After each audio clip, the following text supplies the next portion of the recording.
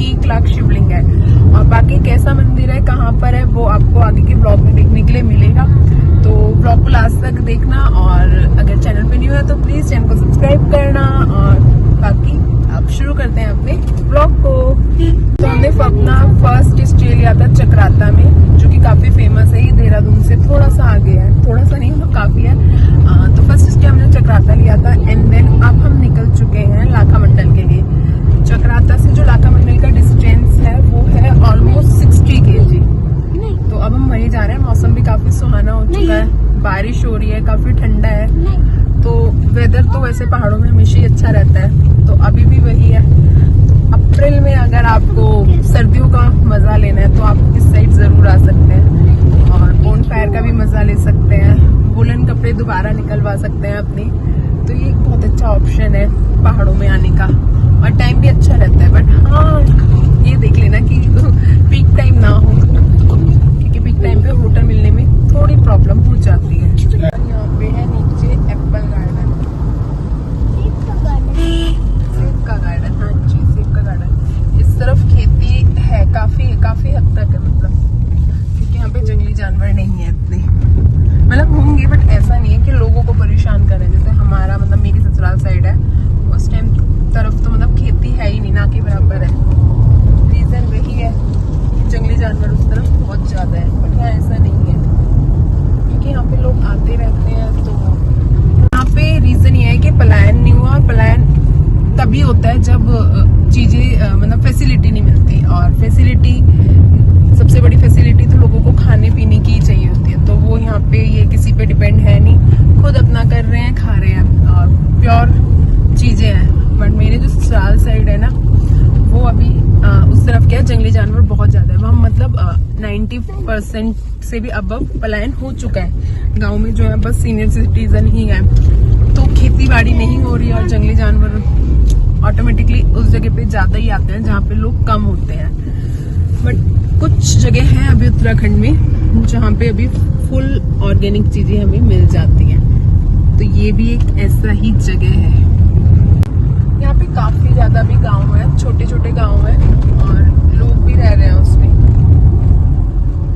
और खेती है, सबसे बड़ी बात ना खेती होना होता है, क्योंकि उस खेती हो रही होती है ना, तो लोग डिपेंड नहीं रहते मार्केट पे।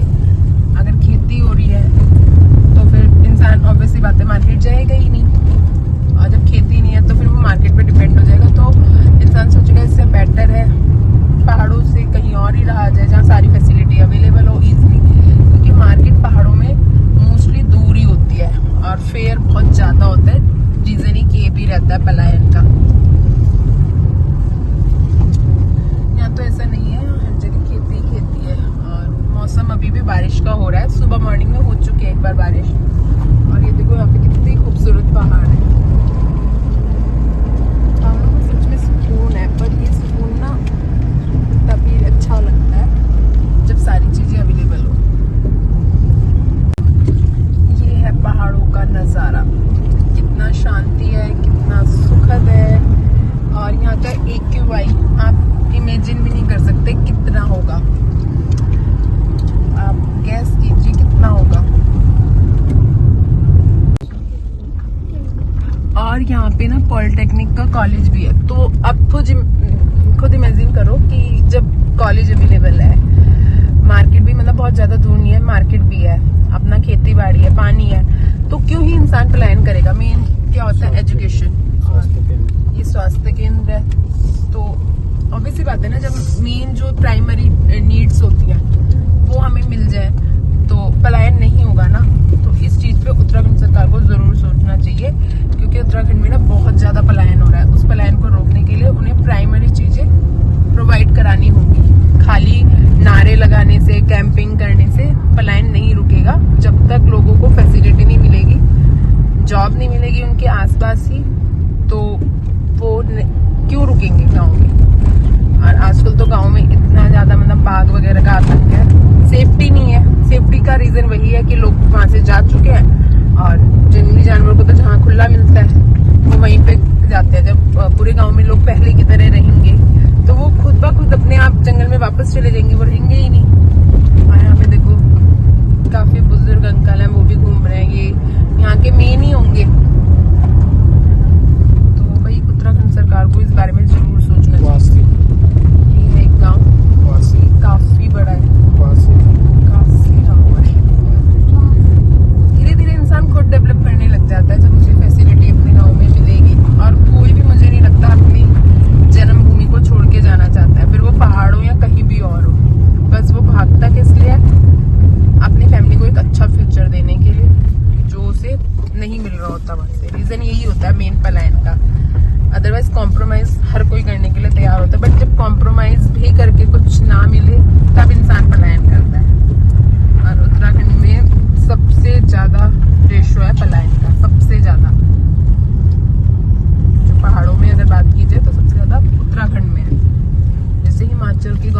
काफी अच्छा काम कर दिया। वहाँ के लोग नहीं कर रहे पलायन, क्योंकि उन्हें सारी फैसिलिटी मिल रही है। तो उत्तराखंड सरकार को इस बारे में जरूर सोचना चाहिए और चीजों से हटके। ये है गांव क्वांसी, जहाँ पे आरएसएस का जो शिशु मंदिर विद्यालय होता है ना, वो भी है। हॉस्पिटल भी आ गया है यहाँ पे, पॉलिटेक्निक का कॉलेज भी है यहाँ पे, और मार्केट भी है ये। तो बस यही तो चीजें चाहिए होती हैं इंसान को। बाकी देखो शौक के लिए तो कोई अंत नहीं है, बट हाँ जो बेसिक प्राइमरी चीज होती है वो यही होती है, शिक्षा, स्वास्थ्य और खाना। और पहाड़ी लोग मेहनती तो होते ही है। लाखा मंडल अभी हमने पूछा लाखा मंडल के लिए, तो लाखा मंडल के लिए अभी सीधा ही है। अभी मतलब है थोड़ा है, अराउंड अभी 35 किलोमीटर रह रहा है हमारा। यार पहाड़ों में सुकून तो है, देखो कितनी शांति है यहाँ पे बिल्कुल, कि मैं वॉइस ओवर भी ऑन द टाइम कर रही हूँ, है ना। अदरवाइज अब मैं किसी और लोकेशन पे होती तो पॉसिबल ही नहीं होता कि on same time voice over कर ले। क्यों? क्योंकि इतना ज्यादा पॉल्यूशन की वजह से गाड़ियां वगैरह रहती हैं, P P P P horn लगा रहता है। बट यहाँ ऐसा नहीं है, यहाँ नेचुरल है सब कुछ। रुद्रांश तो उठा हुआ है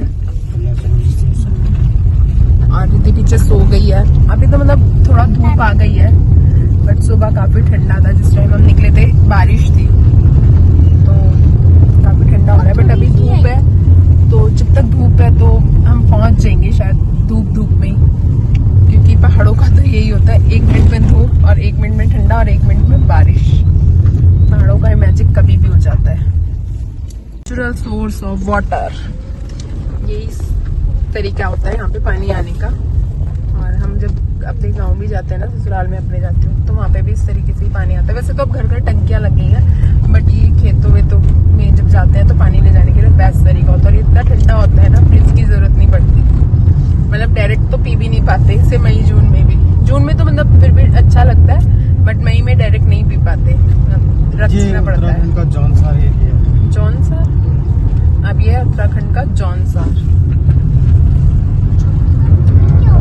कल्चर, यहाँ की ड्रेस, यहाँ का खाना, यहाँ की ड्रेस वैसी है क्या जैसी उस मूवी में दिखाई? हाँ वही जो आपने मेरा लास्ट व्लॉग भी देखा होगा ना, जब मैंने दिखाया था कि हम पहाड़ी मूवी देखने गए थे, तो उसका मैंने एक शॉर्ट भी डाला था जब वो डांस कर रहे थे ना, तो उसमें उन्होंने अपना उत्तराखंड का कल्चर दिखाया था उस डांस में।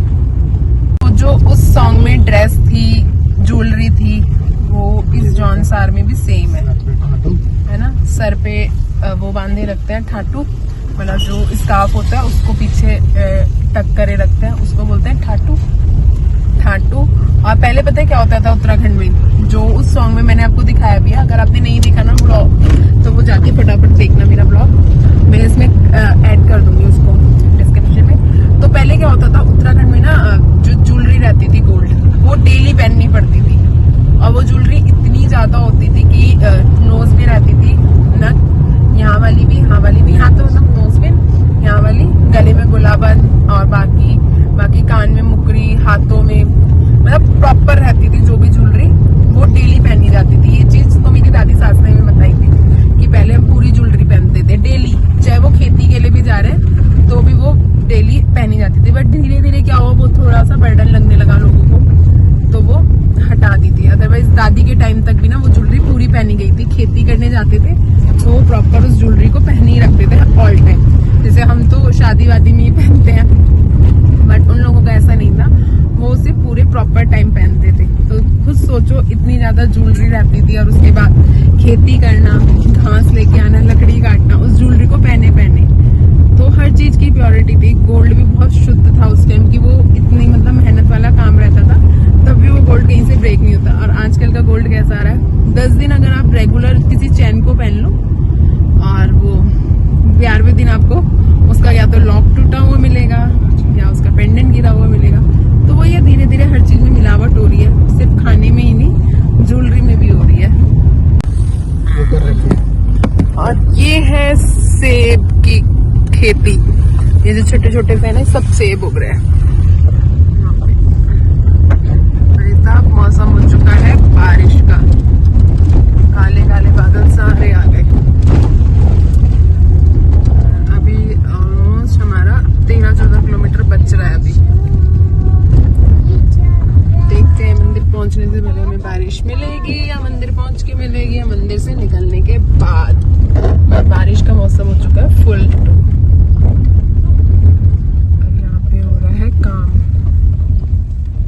लाखा मंडल मंदिर यही। सीधा चलते रहो। और इस गांव को देख के मेरे हस्बैंड को आ रही है अपने बचपन की याद।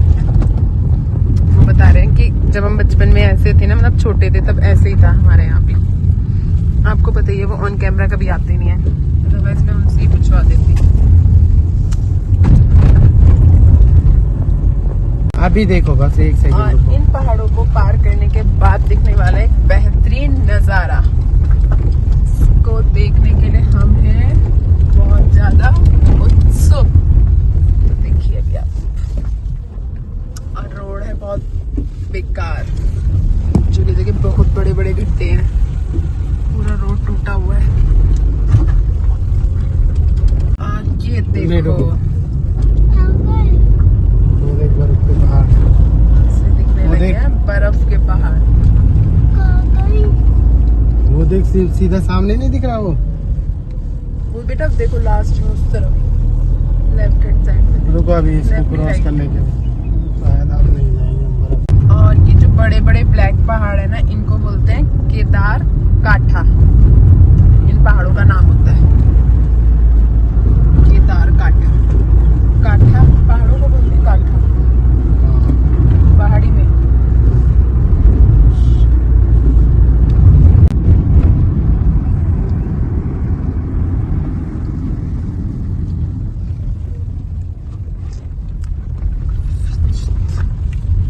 छोटा रोड है काफी। तो कहीं कहीं पे खराब हो रहा है। ये पहाड़ टूट के आ जाते हैं ना।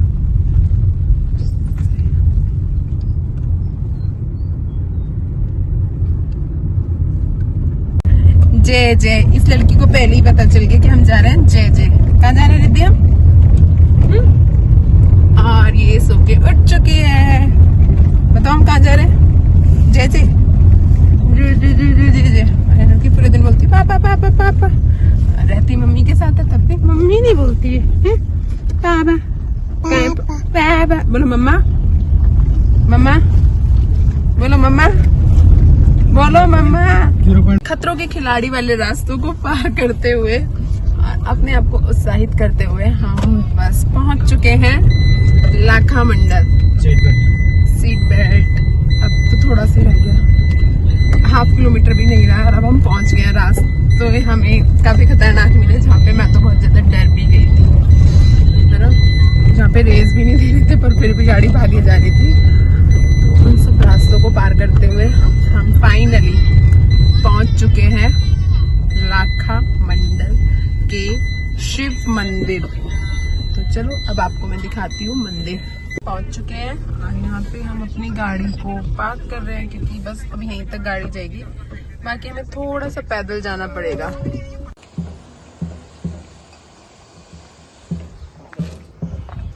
यहाँ से ले रहे हैं हम प्रसाद। चलिए किस लिए माता रानी का मंदिर भी है क्या? वो होगी, वो तो शिवलिंग है ना यहाँ तो। अरे वो मन्नत वाली नहीं होती जो बांधने के लिए होती है। नहीं नॉर्मल होगा तो